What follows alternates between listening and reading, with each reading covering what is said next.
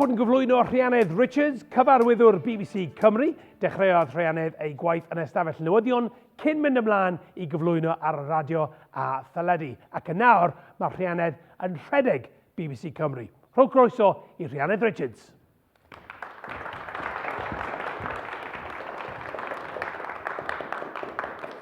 Diolch yn fawr. Wel, gadewch i fi greu darlun i chi. Union Aberdâr yng Nghymoedd De Cymru, mae'n 1986. Mae yna ferch 12 oed sy'n gymharol swil. Bydd rhai ohonoch chi'n nabod y teip. Y teip sydd mor swil maen nhw'n cochi os yw'r athro hyd yn oed yn crybwyll i henw yn y dosbarth. Felly meddyliwch am y ferch honno. Mae'n eistedd adre ar nos Sul yn ei stafell wely, yn y dyddiau cyn y we YouTube a TikTok, yn aros am y BBC Radio 1 chat show i ddod ar y radio. Mae'r ferch 12 oed yma wrth i bodd gyda cherddoriaeth. Mae'n caru Madonna a Whitney Houston. I fod yn onest, mae'n caru unrhyw fath o gerddoriaeth bop. Ond mae'n caru'r radio hyd yn oed yn fwy. Felly mae'n gwrando ar y Radio 1 chat show tan y diwedd, yn llawn cyffro i glywed pwy fydd yn rhif un. Nid yn unig oherwydd i bod hi eisiau gallu siarad am y peth drannoeth yn yr ysgol fel pawb arall, ond y gwir reswm am ei chyffro yw oherwydd i bod hi wedi recordio'r rhaglen gyfan ar gyset. Math o dap y byddwn ni'n recordio pethau arno cyn i unrhyw beth arall fel ffonau symudol fodoli. Ac wedyn byddai'n gallu defnyddio'r gerddoriaeth honno i wneud i rhaglen radio bersonol ei hun. Oherwydd, roedd gan y ferch 12 oed yn ei byd bach ei hun i gorsaf radio ei hun. Dim ond ar ei chyfer hi, cofiwch, a neb arall, ac roedd gan yr orsaf enw, Radio'r Cwm. A'i jingle ei hun, Radio Cwm, bip bip. Fy ngorsaf radio i oedd Radio Cwm. Fi oedd y cyflwynydd, o'n i'n cael cyflwyno'r gerddoriaeth, darllen y newyddion, sôn am y tywydd, cyflwyno cystadleuaeth. Fi oedd pio Radio Cwm. Roedd yn ddihangfa i fi i fyd bendigedig, lle gallwn anghofio am fod yn swil. Lle ddesio hyd i lais, a lle gallwn siarad a chynulleidfa ddychmygol, a oedd yn gwrando'n astyd. Radio'r Cwm oedd fy nghyfrinach fach i, ac ro'n i wrth fy modd. Ond nes i erioed feddwl y bydda'r ferch 12 oed honno yn cyflwyno i sioe radio ei hun i'r genedl ychydig dros 10 mlynedd yn ddiweddarach. Ac mi fysa'r ferch 12 oed honno wedi chwerthin ar ben unrhyw awgrym y byddai'n rhedeg y BBC yng Nghymru bron i 20 mlynedd yn ddiweddarach. Ond heddiw, fi yw cyfarwyddwr BBC Cymru Wales. Fy swydd i yw edrych ar ôl ein holl gynnwys teledu, radio ac ar-lein ar gyfer y BBC, yn Gymraeg ac yn Saesneg. I ddechrau, rwy'n comisiynu dramâu, falle bydd rhai ohonoch chi wedi gweld Wolf neu Steel Town Murders y gafodd ei creu'n ddiweddar gan BBC Cymru. Ydych chi wedi gwylio'r benod newydd o Doctor Who? Maen nhw gyd yn dramâu sydd wedi gwneud gan y BBC yma yng Nghymru. I ni'n gwneud comedi hefyd yn ogystal â rhaglenni ffeithiol a dogfen. I ni'n dod â chwaraeon i chi, rygbi a phêl-drod, merched a dynion, athletau a phopeth arall. I ni'n gwneud Scrum 5, Match of the Day, ac oedd hi'n fraint anferthol i fi fod gyda fy nhîm o staff yn Qatar ar gyfer cwpan pêl-droed y byd. I ni wedi bod yn Ffrainc hefyd yn ddiweddar ar gyfer cwpan rygbi'r byd. I ni hefyd yn rhedeg 2 orsaf radio genedlaethol, Radio Cymru a Radio Wales. Ac yn ystod y 12 mis diwetha, i ni hefyd wedi gwneud Cymru yn gartref i sioeau ar Radio 1, Radio 2, Radio 3, Radio 4 a Radio 6 Music.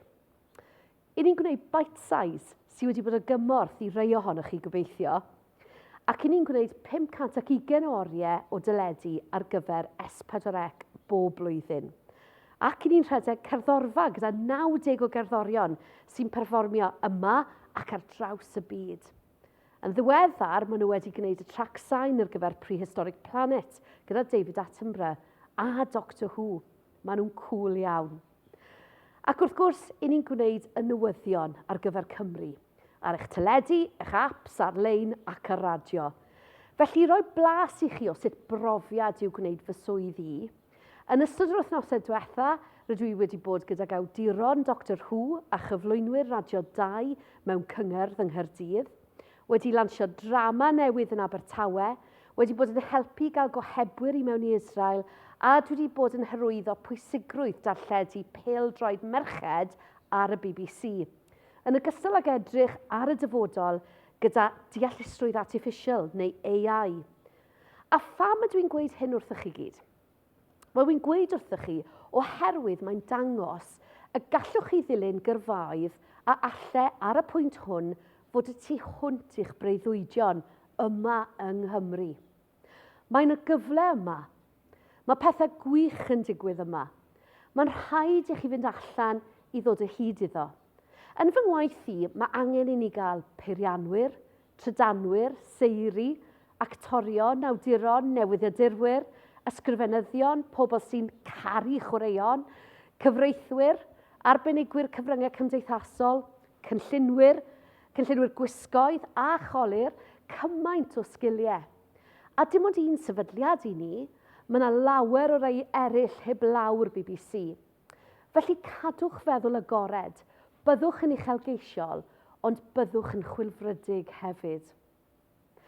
Mae'n fraint enfawr cael gwneud fy swyddi, ac rwy'n ni'n arfer meddwl mai dim ond lwc o dde, fy mod i yn y lle iawn ar yr amser iawn.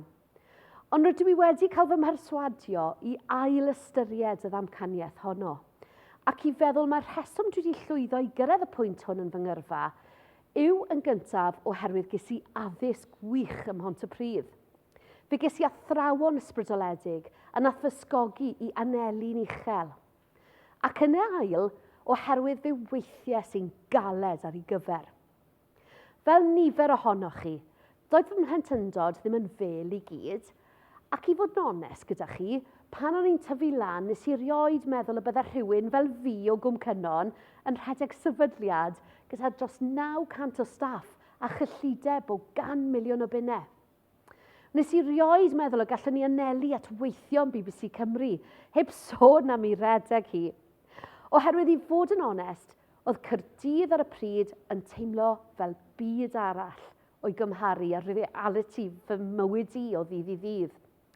Oedd gweithio yn y ddinas, gweithio yn y diwydiant darlledu, gallu rhedeg sefydliad, yn teimlo mor debygol a thywydd poeth yng Nghymru ym mis Awst. Fydda hynny byth yn digwydd i rywun fel fi o lefel hyn. Ond chi'n gwybod be, dyma'r union agwedd y mae'n rhaid i lawer ohonom ni y Cymru i goresgyn. Rydw i wedi darganfod bod ein canfyddiadau ni o'n hunain, ein diffyg hyder ni yn ein hunain, mor wahanol i sut mae eraill yn ein gweld ni. Achos dwi'n meddwl ein bod ni'n dod ar rhywbeth arbennig ac yn aml iawn rhai rhinweddau pwysig i'n llefydd gwaith. Rydyn ni'n dod ag ymdeimlad o gymuned, o berthyn, o ddeall ein cwsmeriaid neu'n cynulleidfaoedd. I ni'n aml yn dod â gwerthoedd cryf, caredigrwydd, tegwch a gwaith caled. Felly sut ddigwyddodd hyn i fi? Wel, mi ddechreuodd pethau drwy wirfoddoli gyda gorsaf radio leol pan o'n i yn y coleg yn Aberystwyth. Oedd gen i raglen gerddoriaeth bob nos Wener o'r enw The Frosted Pink Lipstick Show. A dyna lle nes i ddal y byg darlledu, ond hefyd fy niddordeb mewn newyddiaduraeth. Felly fe nes i gais ac ro'n i'n llwyddiannus i gael ysgoloriaeth y BBC i astudio diploma ôl-raddedig mewn newyddiaduraeth darlledu ym Mhrifysgol Caerdydd. Cyn dod yn ohebydd ac yn y pen draw dod yn un o'r gohebwyr gwleidyddol cyntaf erioed yn Senedd Cymru. O'n i yna am tua 8 mlynedd, tra'n cyflwyno rhaglenni newyddion ar gyfer Radio Wales, Radio Cymru, teledu'r BBC ac S4C. A fe ges i gyfle hefyd i weld rhywfaint o'r byd. Fe nes i ohebu o Efrog Newydd ar ôl 9/11. Fe nes i raglen lle ges i gyfweld â Phrif Weinidog Israel, Benjamin Netanyahu. Fe ddilynais y band y Stereophonics wrth iddyn nhw ennill i gwobr Brit gyntaf. Ac fe nes i gyflwyno rhaglen o ffeinal cwpan yr FA pan gafodd i gynnal yng Nghaerdydd.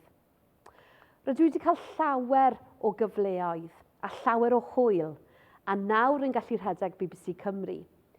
A wy'n gweld hwn fel cyfle i adrodd stori Cymru i'r byd, i dynnu sylw at ein newyddiadurwyr, ein straeon, ein hactorion, ein cerddoriaeth, ein hawduron, ein iaith, ein hanes, ein diwylliant a'n cynnwys i wledydd yr ynysoedd hyn a thu hwnt.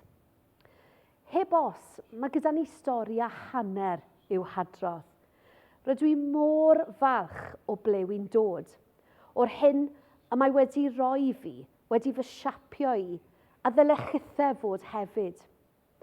Cariwch eich hunaniaeth gyda balchder. Ble bynnag ewch chi, cofiwch o ble chi'n dod a beth mae'n ei olygu i chi. A dwedwch wrth bobl am y wlad anhygoel hon. Wrth edrych nôl ar yr hyn rydw i wedi wneud hyd yn hyn yn fy ngyrfa a'r hyn rydw i wedi ddysgu dros y blynyddoedd, mae ambell beth rwy'n dymuno y byddai'r Rhuanedd yn ei harddegau wedi cael gwybod pan oedd hi eich oedran chi. Mae yna bethau am fywyd, gyrfa ac arweinyddiaeth, a fydda wedi gwneud bywyd yn symlach pe bawn ni'n gwybod amdanyn nhw bryd hynny, sydd yn sicr wedi newid y ffordd rwy'n edrych ar bethau nawr, gwell. Ac mae'n debyg pe bawn ni'n gallu rhannu unrhyw beth gyda chi heddiw, a pethau hynny fydde, yn gyntaf oll, be bynnag gnewch chi, gwnewch yn siŵr eich bod yn seilio'ch penderfyniadau ar yr hyn sy'n eich gwneud chi'n hapus. Mae cymaint o bwysau'r bobl ifanc i wybod be maen nhw eisiau i'w wneud am weddill i bywydau, o oedran mor ifanc. Ond pidwch a chanolbwyntio ar hynny. Canolbwyntiwch ar beth sy'n eich gwneud chi'n hapus nawr, boed hynny o ran eich dewis mewn diddordebau, o'r ddewis eich tygau, neu'ch safon uwch, neu'n wir eich gyrfaoedd. Ych chi'n gweithio am gyfnod hir iawn mewn bywyd. Mae eich cyfnod yn yr ysgol yn dod i ben mor gyflym, ond ych chi'n gweithio am amser maith. Felly gwnewch yr hyn sy'n eich gwneud chi'n hapus. A dweud y gwir, allai ddim aros i fynd i'r gwaith bob dydd. Ac mae hynny oherwydd mod i'n caru'r hyn wy'n ei wneud. Nes i ddim cynllunio hyn o gwbl, dim ond dilyn fy niddordebau, ac fe nathon nhw fy arwain ar hyd y llwybr yma. Bod yn hapus yw y peth pwysicaf mewn bywyd. Felly gnewch yr hyn sy'n eich gwneud chi'n hapus a ffidiwch y gadael i bobl eraill ddewis eich llwybr drostoch chi. Yn ail, ac efallai mai dyma un o'r pethau pwysicaf o ran fy agwedd i tuag at fywyd, sef credwch yng ngrym bod yn bositif ac optimistiaeth wrth ysbrydoli ac ysgogi eich hun a phobl eraill. Cafodd neb i ysbrydoli gan ddiflastod erioed. Meddyliwch sut ych chi'n teimlo pan fyddwch chi'n cael eich cyfarch yn y bore gan rhywun sy'n edrych yn ddiflas. Wy'n credu bod yn optimist yn rhoi egni a gobaith i bobl. Dyw hynny ddim yn golygu bod yn ddall i'r gwir, mae angen i ni gyd fod yn ymwybodol o'n gwendidau, a'n beiau, a'n heriau, ond ysbrydoli eraill yw goresgyn. Hefyd meddyliwch y gorau o bobl eraill, bob amser. Yna pwysigrwydd gosodnodau. Felly yn ystod y 10 mlynedd diwetha, rydw i wedi eistedd lawr ar ddydd Calan, diwrnod cyntaf flwyddyn, i osod nodau neu amcanion gyda fy nheulu. Yn ni sgwennu nhw lawr oherwydd mae'r ddamcaniaeth yn dweud eich bod chi'n llawer mwy tebygol o'i cyflawni nhw os byddech chi'n sgwennu nhw lawr. Ac os gennych chi nodau neu amcanion, yna mae gennych chi ymdeimlad o ymrwymiad o ran yr hyn i chi eisiau gyflawni, ac mae'r byd i gyd o'ch blaen chi. Mae pobl â nodau ac amcanion yn bobl sydd â gweledigaeth o phenderfyniad. Mae'n ffordd o nodi'r hyn yr eich chi am wneud a sut i fynd ati i'w wneud. Mae'n ffordd o'ch cadw ar y trywydd iawn a pheidio â chael eich drysu, hyd yn oed pan fyddwch chi'n mynd drwy gyfnod anodd. Yn bedwerydd, byddwn ni'n dweud meddyliwch am yr argraff eich chi'n ei chreu ar eraill a sut ych chi'n meithrin perthnasoedd. Dwi wastad wedi bod yn berson swil fel wedes i. O'n i'n casau tynnu sylw at y fi'n hun ac wastad wedi bod yn anghyfforddus ymhlith bobl dwi ddim yn ei hadnabod. Felly, dwi wedi gorfod dysgu sut i feithrin perthnasoedd gyda phobl dwi ddim yn ei adnabod, ac i oresgyn fy swildod. Ac rydw i wedi cael awgrymiadau gwych gan bobl sydd wedi fy mentora i ar hyd fy mywyd. Pethau fel pwysigrwydd edrych i fyw llygaid pobl wrth siarad â nhw, gofyn cwestiynau diddorol, a pheidio chau eich hun i lawr trwy iaith eich corff, enghraifft trwy croesi'ch breichiau wrth siarad â bobl. Awgrym da arall roddodd rhywun i fi oedd dod o hyd i rhywbeth yn gyffredin â rhywun pan fyddwch chi'n cwrdd â nhw, sydd wastad yn gweithio. Ac i gofio, mae'r anrheg fwyaf y gallwch chi ei rhoi i unrhyw un yw purdeb eich sylw. Nesaf fydd ddysgais am hunan siarad da. Ydy, mae'n swnio'n hollol bonkers. Ond, mae sut ych chi'n siarad â chi'ch hun, amdano'ch chi'ch hun, am eich perfformiad a'ch agweddau eich hun yn cael effaith go iawn. I ni gyd yn cael diwrnodau pan ni'n codi o'r gwely ac yn meddwl na allwn ni drafferthu, neu'r teimlad o, wedi cael llombol. Wel, pan wy'n teimlo fel na, fi'n cael gair gyda fi'n hun ac yn atgoffa'n hun fod bywyd yn fyr a bod gen i lot i'w gyflawni a wy'n dweud wrth yn hun am gallio mynd allan i fwynhau ac mae'n gweithio, chi'n gwybod. Felly ceisiwch gynnal hunan siarad positif. Mi fydd yna rhwystrau ar hyd y ffordd. Boes bach wedi cael sawl siom fel y byddwch chithau. Ond sut ych chi'n codi'ch hun o'r siom a dod dros y rhwystrau sy'n bwysig? Rydw i wedi dysgu fod yn wydn, yn fwy resilient. Rydw i wedi dysgu'r angen i godi fy hun a bwrw ati'n syth pan fyddai wedi wynebu rhwystrau neu fethiant neu siom, gan wybod fy mod yn gryfach o fod wedi bod trwy hynny. Ac i gloi, rydw i wedi dysgu mae fi sy'n rheoli fy amser fy hun i wneud y mwyaf o fywyd. Felly fi sy'n gwneud y mathemateg. Rwy'n gweithio allan faint o amser dwi eisiau i dreulio gyda theulu a ffrindiau, ac yna wy'n meddwl yn ofalus iawn sut i dreulio gweddill yr amser. Rwy'n caru gwyliau, felly wy'n gwneud yn siŵr bod amser i deithio. Ond rwy'n gwirfoddoli hefyd ac yn mwynhau hynny, yn neilltuo tua 2 awr i 10 awr yr wythnos ar gyfer hynny. Mae pobl yn gofyn sut yn y byd sy'n cael amser ar gyfer hynny. A wy'n dweud wrthyn nhw, oherwydd mod i'n gwneud yr amser, oherwydd bod hynny'n rhywbeth sy'n bwysig i fi, oherwydd mae'n fy helpu i deimlo fel fy mod yn cyfrannu at gymdeithas. Ond hefyd, wy'n dysgu cymaint am fywyd, y bydysawd a phopeth arall o wirfoddoli. Dydw i ddim yn poeni bellach am ffitio'r cyfan i fewn, oherwydd rwy'n cynllunio fy amser yn iawn, ac mae hynny wedi gwneud cymaint o wahaniaeth i fi. Felly dyma'r pethau wy'n meddwl sydd wedi fy helpu ar hyd y ffordd, a gobeithio o'i rhannu a bydden nhw'n eich helpu chithau hefyd. Ond plis, yn fwy na dim, cofiwch na all neb arall gyfyngu ar eich uchelgais chi. Chi sy'n berchen ar eich uchelgais. Os ydych chi am fod y prif weinidog nesaf, ewch amdani. Os ydych chi eisiau rhedeg busnes lleol, ewch amdani. Os ydych chi am fod yn beiriannydd, gwyddonydd y gofod, athro neu athrawes anhygoel, os ydych chi eisiau dysgu crefft, chwarae pêl-droed, ewch amdani. Does gan neb yr hawl i'ch dal yn ôl.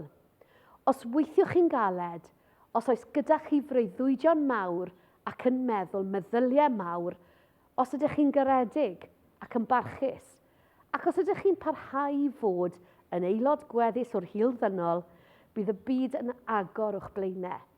Ac rydw i eisiau gweld pobl ifanc Cymru yn cofleidio pob cyfle posib. Diolch yn fawr iawn i chi.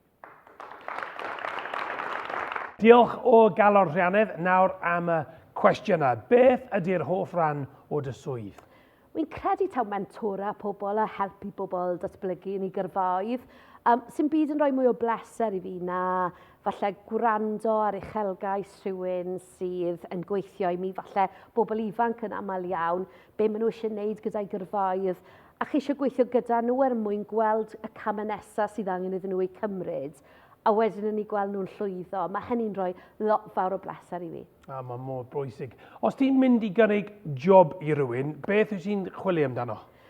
Dwi'n meddwl bod fi'n chwilio am rhywun sydd yn gallu dod â nifer o ddiddordebau i'r bwrdd, rhywun sydd â phersonoliaeth llawn, diddordebau mawr. Mae pawb yn gallu cael cymwysterau, mae rhaid ni'n bwysig wrth gwrs, ond dwi'n chwilio am rhywun sy'n dod â rhywbeth arall, sydd yn gallu dod â rhyw arbenigedd, rhyw bersonoliaeth mawr, hiwmor yn aml iawn, ond yn bendant positifrwydd, pobl sydd ag egni. A hefyd balchder yn dod o Gymru? Mae hynny'n bwysig hefyd, achos yn fy swydd i, mae adrodd stori Cymru mor bwysig naill yn y Gymraeg neu'r Saesneg, ac felly mae cymryd diddordeb yn yr hyn sy'n digwydd yng Nghymru mor bwysig i'r rôl yma. Fab. Ti wedi bod ar y teledu ar y radio, nawr ti'n rhedeg y BBC yng Nghymru. Wyt ti'n meddwl gall unrhywun yn fod yn arweinydd? Dwi yn meddwl hynny. Fi'n credu bod modd dysgu sgiliau arweinyddol. Dwi'n credu bod angen yn gyntaf fod eisiau cyflawni rhywbeth. Sy'n pwynt mynd i arwain unrhyw beth os nag ych chi eisiau cyflawni rhywbeth a gadael gwaddol ar eich ôl. Yn ail wedyn, dwi'n credu bod angen creu gweledigaeth a rhannu'r weledigaeth yna gyda'r bobl yna sy'n gweithio i chi. Ac yn drydedd, mae angen creu'r amgylchfyd, y gweithle iawn, y diwylliant iawn mwyn i bobl medru gweithredu ar y weledigaeth honno. Ac o gael yr holl elfennau yna at ei gilydd, wy'n credu gall unrhyw un arwain. Rai te, ti'n barod am un arall? Oce te. Beth yw'r cyngor gweithaf chi erioed wedi cael? Wy'n credu ta'r cyngor gweithaf ges i erioed, oedd rhywun yn gweithio fi bod angen i fi fod yn fwy awdurdodol, bod rhaid fi wenu llai, bod rhaid fi fod yn fwy serious yn popeth o'n i'n neud. A nid yna dwi, nid yna'r person ydw i, a dwi'n credu, os nag ych chi yn ddidwyll, os nag ych chi'n trio bod yn chi'ch hun, mae bobl eraill yn gweld hynna. A dwi'n meddwl bod e'n mor bwysig eich bod chi yn arwain yn ddidwyll, ac bod chi'n onest â phobl ynglyn â pwy ydych chi, a dwi'n ceisio annog hynny ym mhobl eraill hefyd. O, perffaith. Diolch yn fawr iawn i Rhuanedd Richards.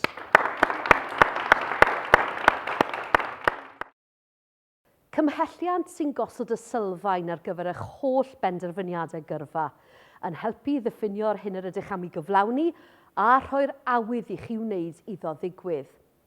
Beth am feddwl am yr hyn sy'n eich ysgogi? Cwblhewch fap cymhelliant personol a gweithiwch allan beth sy'n eich ysgogi chi. Pob lwc.